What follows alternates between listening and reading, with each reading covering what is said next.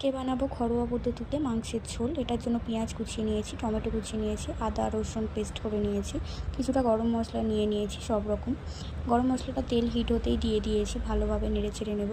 তেল হিট হয়ে গেলে পেঁয়াজ আদা রসুন এগুলো ভালোভাবে ভেজে নেবো, যাতে এই হালি ভাবটা বা গন্ধটা চলে যায়। এরপরে আমি দিয়ে দেবো টমেটোটা দিয়েও এপার ওপার করে ভালোভাবে নেড়ে নেব।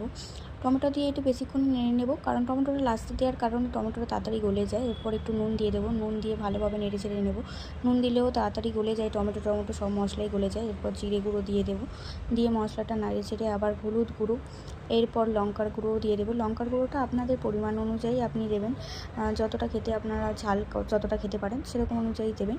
আমি এখানে লঙ্কার গুঁড়োটাই দিয়ে দিয়েছি পরিমাণ মতো, দিয়ে ভালো করে নেড়ে চেড়ে একটু চিনি দিয়েছি কালারের জন্য, আর টক দইটা দিয়ে দিয়েছি। টক দইটা ম্যারিনেটের সময়ও দিতে পারেন।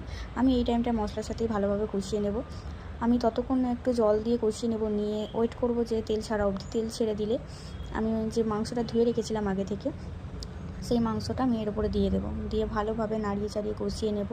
ঢাকা দিয়ে এটা কষলে তাড়াতাড়ি এটা কুক হয়ে যায়, কারণ এটা সিদ্ধ হতেও আর বেশিক্ষণ টাইম লাগে না। এটা তাই আমি ঢাকা দিয়ে সিদ্ধ করে নিয়ে কষানো ভাবটাও চলে আসবে। দেখো পুরোপুরি তেল ছেড়ে দিয়েছে, এটা পুরোপুরি রান্না হয়ে গেছে। আমি পরিমাণ মতো জল দিয়ে ধনেপাতা দিয়ে এটা ফুটিয়ে নিয়েছি।